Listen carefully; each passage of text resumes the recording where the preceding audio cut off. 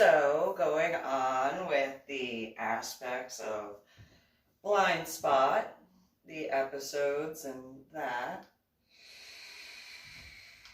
Weird little coinky dink irony stuff. And it's just, whew.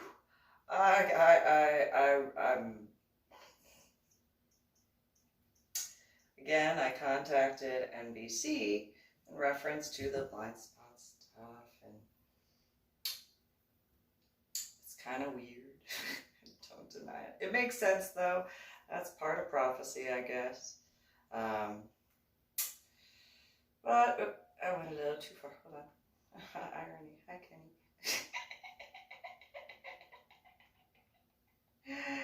So,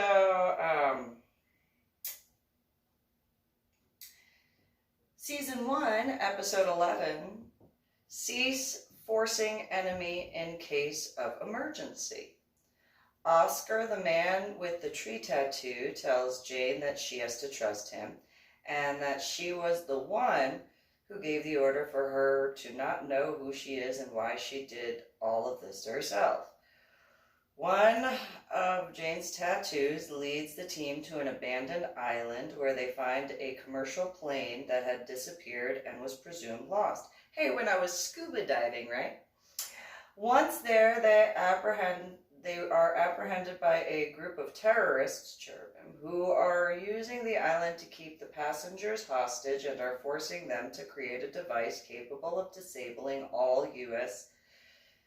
GPS satellites. Meanwhile, Chief Inspector Fisher from the FBI Office of Professional Responsibility announces to Mayfair that he will be conducting an investigation into the death of Patterson's ex-boyfriend, David.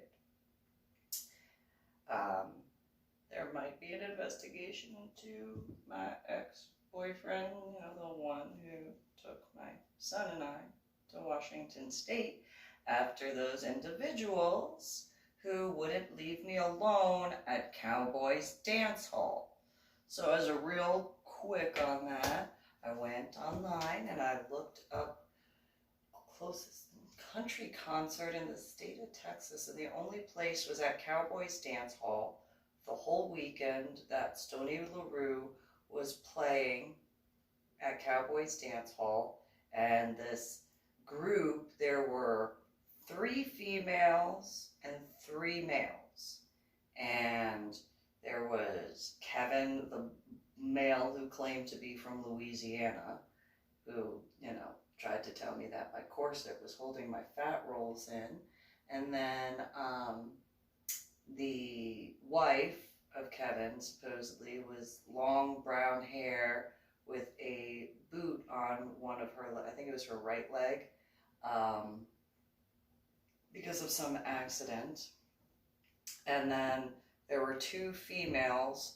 One of the females had shorter, dirty blonde hair about to here, kind of not stocky, but kind of chubby. And then the other one was about her height with longer hair to her shoulders, kind of stringy redhead, but not my redhead, like a gingery, but dark, almost brown hair color. And they wouldn't leave me alone at all. And then the male, Kevin, is the one that would not leave me alone. And on the dance floor area, he was the one that was tying his shoe when a Bubba guy was humping his head during the dance. And then, I stand out, obviously, at Cowboys Dance Hall. Granted, my outfit that I was wearing, for the most part, I blended in-ish, with the exception of the fact I was wearing stiletto heels. I think they were black and strappy. And not full stilettos, but kind of a little curve to them. But still, my haircut, just longer, because I didn't have to wax the side of my head at the time. And, well, I kind of camoed because the majority of my tattoos were covered with the exception of these. And, irony. The different Q aspect. Because none of the police went... Because Kevin, when he had continued on and then had thrown his temper tantrum and I took off my corset, my stomach tattoo probably didn't show up as much in the dark, and so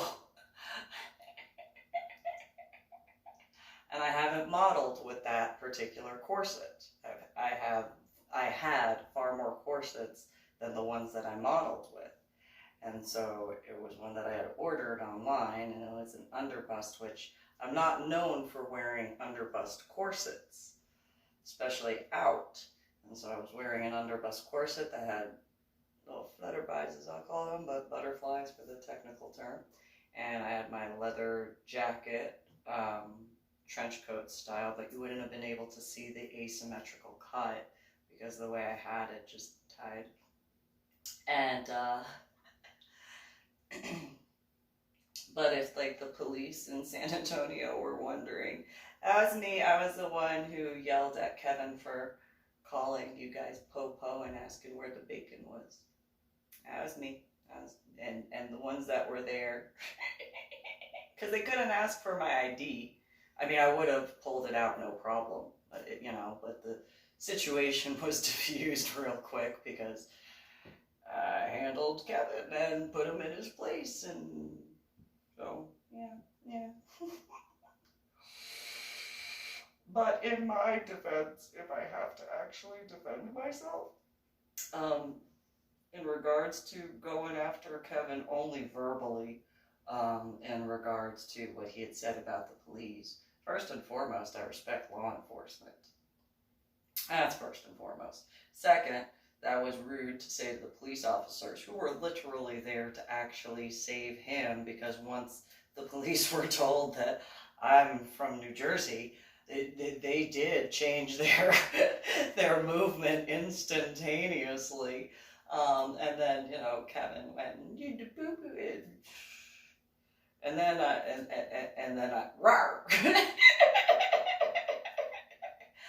And since I was wearing a long sleeve white shirt with a V-neck collar, and see any of those tattoos. And since I was wearing pants, you didn't see any of those.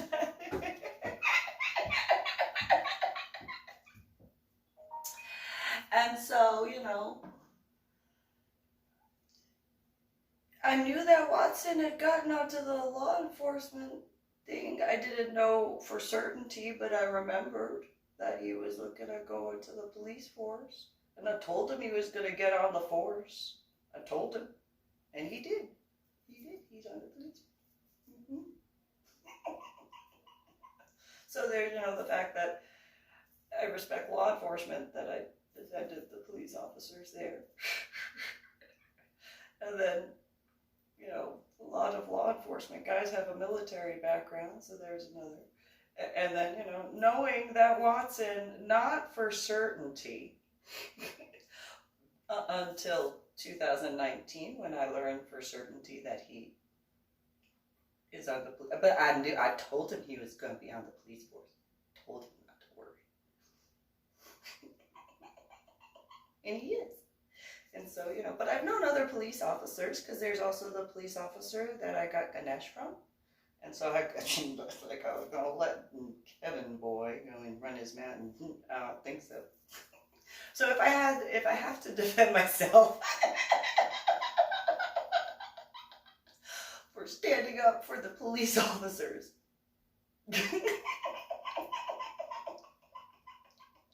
there you go. A few reasons. Ta-da. And while I understand freedom of expression,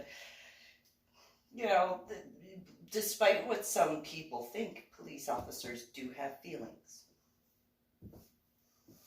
So I'm just saying. But yeah, the police officers very much could have asked me for my identification. I'd have been like, here, well, not that. Here you go, here's my...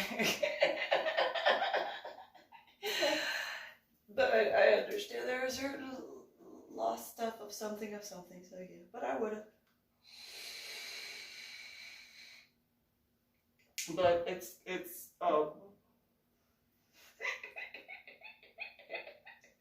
that was another question, well, hey. Hello. Although I didn't need to scare the police officers because I might have gotten a little loud. Because, you know. But yeah, that was me. And since kind of like scuba diving and landing at the bottom of the ocean.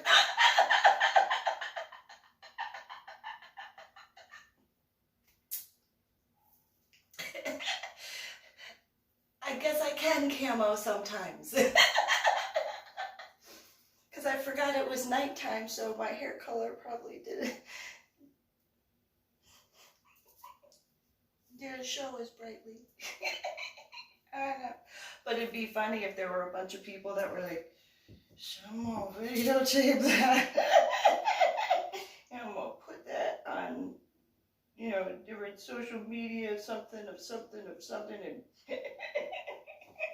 if he got all butthurt because, you know, he came at me and I handled him. It's worse.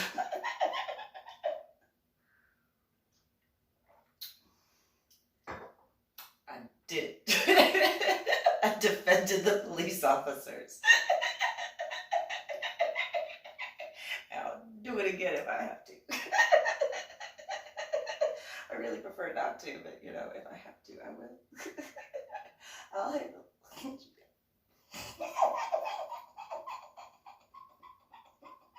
But yeah, and then it would be funny too if like when I went and confronted Kevin and you know, oh, I put her and her, like, oh, you did what?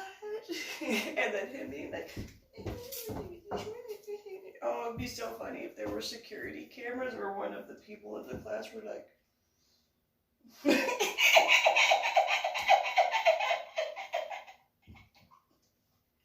so going back to season 1 and episode 12 at that point, and as a real quick side point, Kenny would very much be like, yep, that's Susan. Yep, that's Susan. So episode 12, season 1, scientists hollow fortune follow these instructions. Oscar takes Jane to replace Mayfair's pen with a duplicate.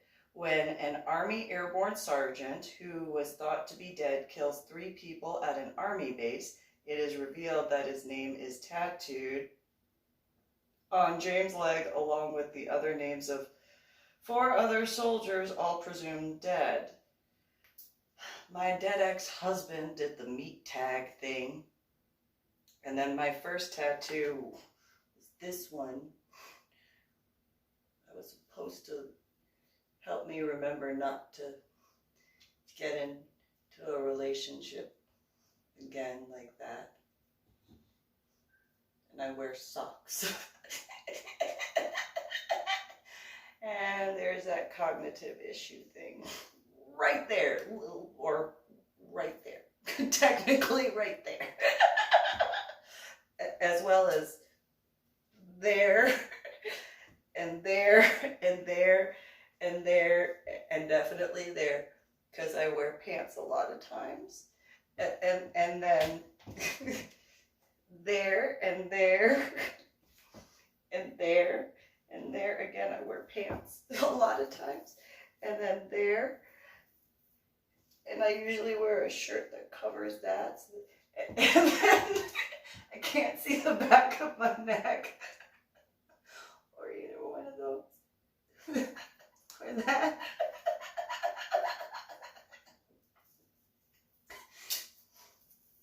So that's some cognitive stuff right there. So it took, this is how bad my cognitive is. from my head injury, I can laugh at myself. I got that one, and then Kuan Yin is well under there, and then that one, that one, that one, that one, that one, that one, that one, that one, that one, those two.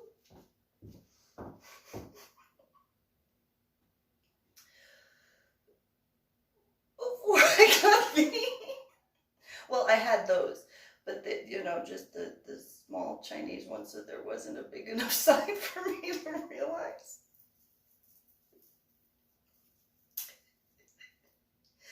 And then because of my cognitive issues, I kept thinking a dragonfly landed on my arm. I know it sounds dumb, but I had a dream on Palm Sunday in 2000. And so, yeah, I did that because I was trying everything I could to remember. And then I forgot that I have cognitive issues. But they're all spiritual.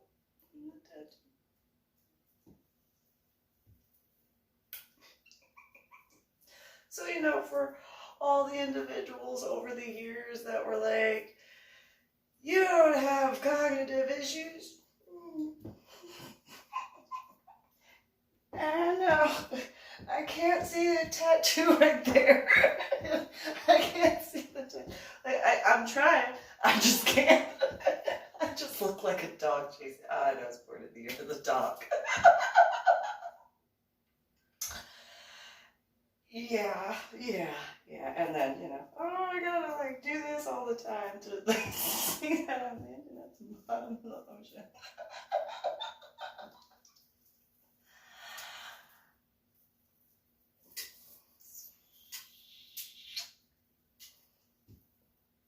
See, I can't tell a lie.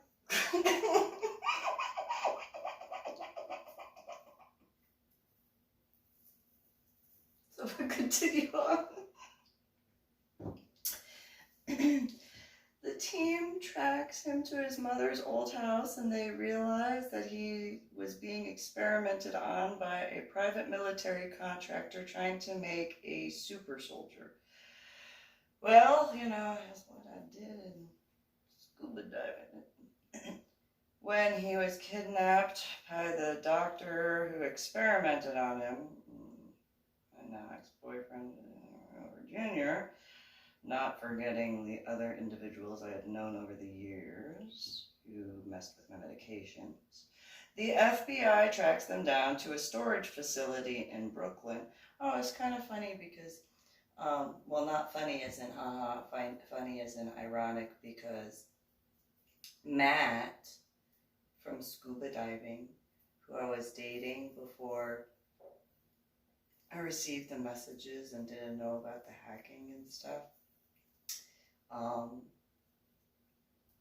went to a public storage unit in Dallas, and he met my now ex-boyfriend. But yeah, nobody had known that Matt and I were dating in the local community. And so, well, then anybody in the BDSM, swinger, LGBTQP community, not knowing that Matt and I had dated, would have freely spoken about stuff in front of him. And, well, what did you say to him? Because he knew I landed at the bottom of the ocean. He did. And he was in the Navy. So he's been on a Navy ship before. And I dressed him during the Open Water National Geographic Scuba certification, meaning Matt. And then And he saw me carry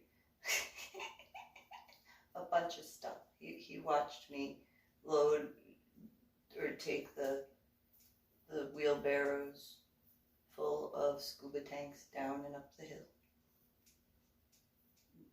while wearing my scuba gear when going up the hill. Well, and down the hill too, technically. And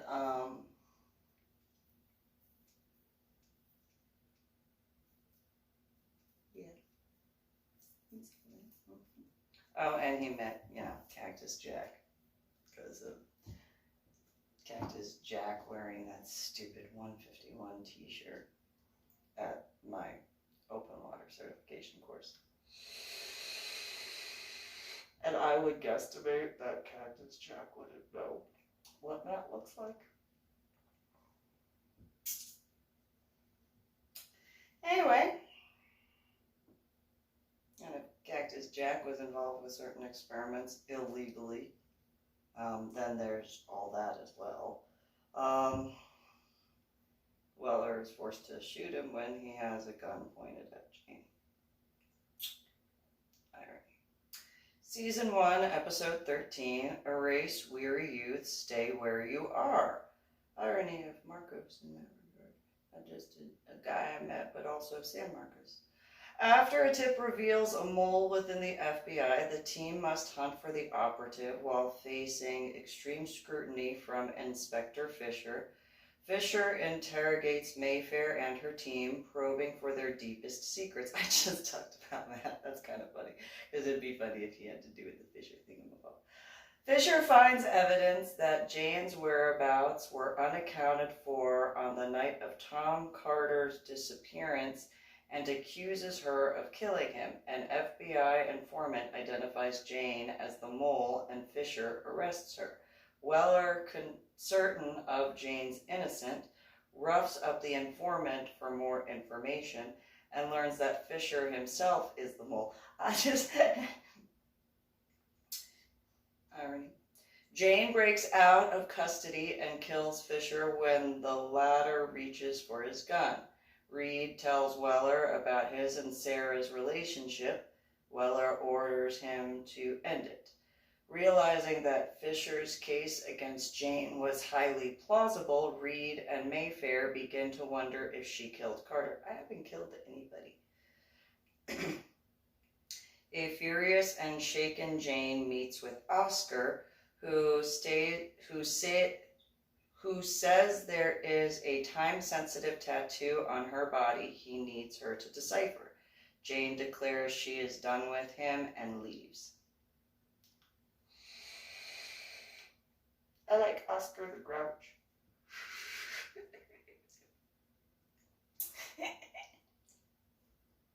Just Season 1, Episode 14, Rules in Defiance, Find a Secure Line.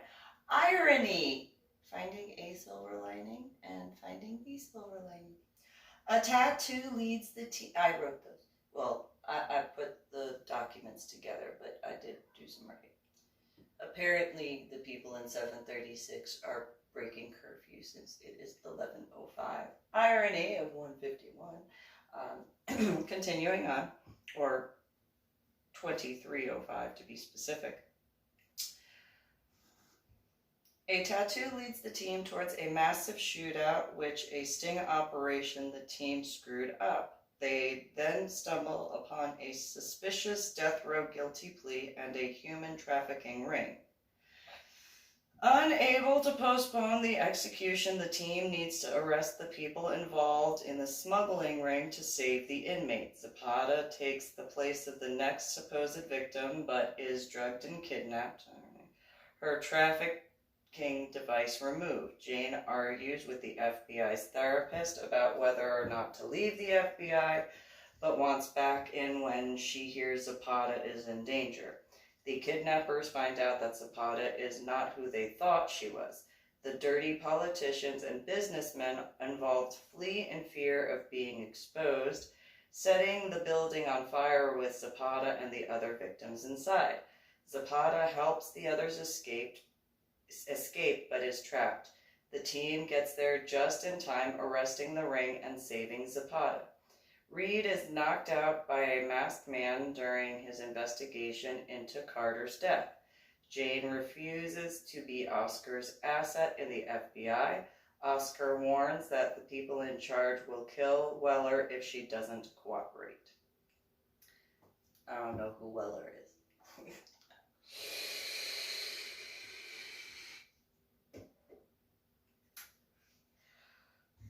Episode 15 of Season 1, The Older Cutthroat Canyon to Contact Your Handler. Oscar gives Jane her new assignment to place a tracker inside the team's vehicle. Reed wakes up with a gun to his head. The masked man warns him off investigating Carter's death. Patterson solves a tattoo clue, the burning rose. The rose is on fire with blood droplets. Investigation leads to a recently robbed gallery. My Medal of Honor art project. Weller is injured by a bomb he finds inside of a sculpture.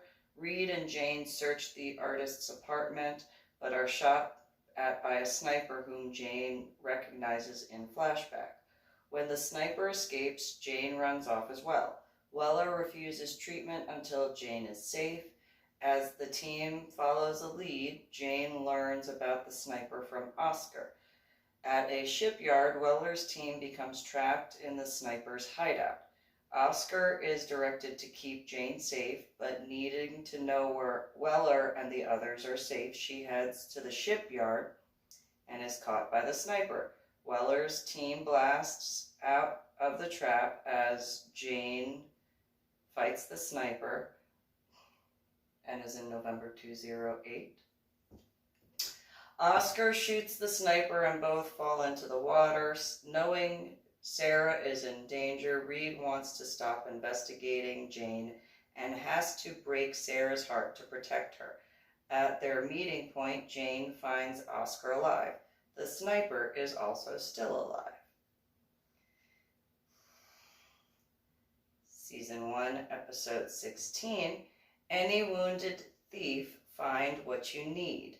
As Weller's relationship with Allie develops, his sister decides to move out of his apartment due to her anger over being dumped by Reed. It is also Taylor's birthday, and Weller gives her a pendant that belonged to her mother. When an armored truck carrying stolen sarin gas is robbed, the team's investigation leads to a corrupt general who was selling the gas to South Korea. I knew two females who were stationed in South Korea before being in medical hold. That was Seibert and Kaliva. Kaliva was part of the 4-H farmer thingamabob. Seibert was part of that. And Kaliva was the one who was upset when I explained to her what a queen for a year is. I'd rather be a queen for a lifetime, an eternity, rather than a queen for a year. When Jane, and then having to explain that as far as why they're called queens for a year. Anyway, when Jane gets upset at Oscar for asking her to get closer to Weller, he professes his love for her and they have sex. Meanwhile, Patterson struggles with memories of David when she gets a call confirming a reservation he had made for their 1-year anniversary. After some encouragement from Dr. Borden, she goes to the restaurant with David's last crossword. Speaking to a ghost of David, she solves the crossword, which reveals in a hidden message that David had solved another tattoo before his death. Episode 17, Season 1, Man's Telepathic Loyal Lookouts in Almost the Last Place You Look. Patterson uses David's clues to decode another tattoo, leading her to an antique store where the owner suddenly kidnaps her. When the team later learns of her disappearance and retraces her steps, they learn that her abductor is a serial killer whose powerful brother has been covering up his crimes. After rescuing Patterson, killing her abductor, and arresting his brother, Reed comes forward to Mayfair about the threats against him.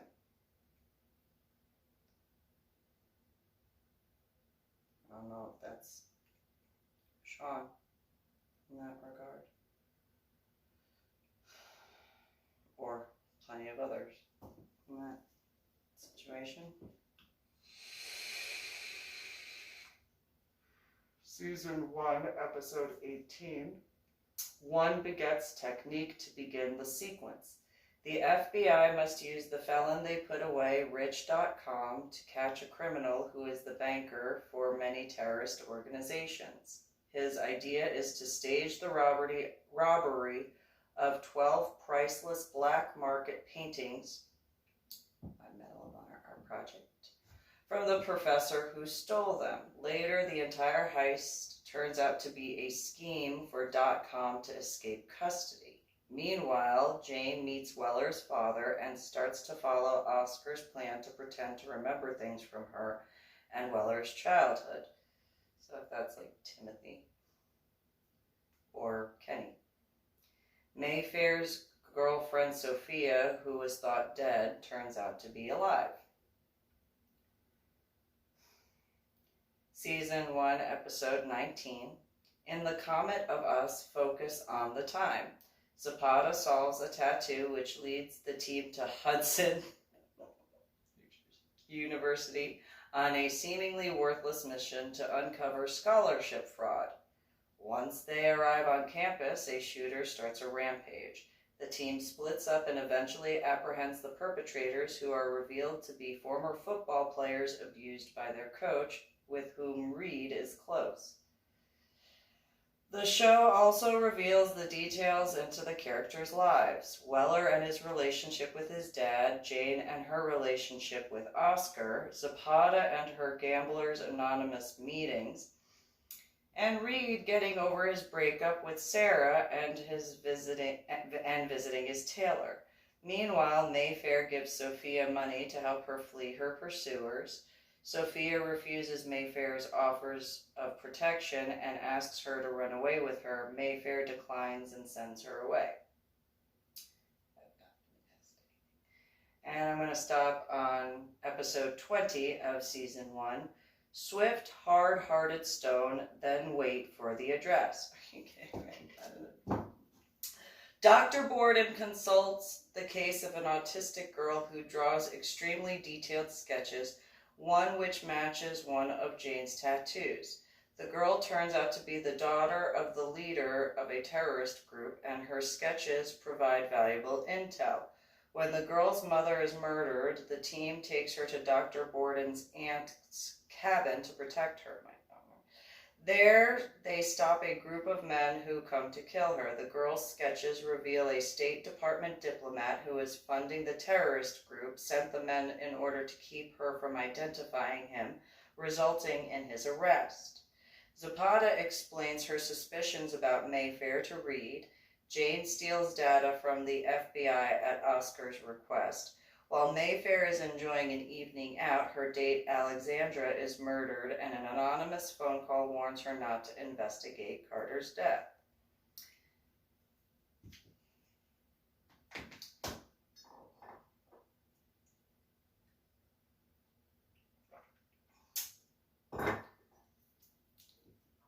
Those who know what that reference is for, I guess, in certain regards.